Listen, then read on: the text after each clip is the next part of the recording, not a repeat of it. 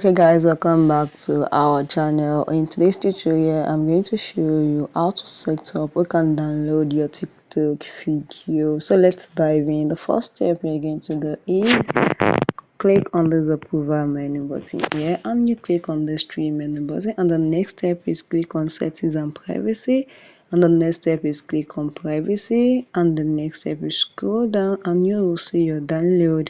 Click on download.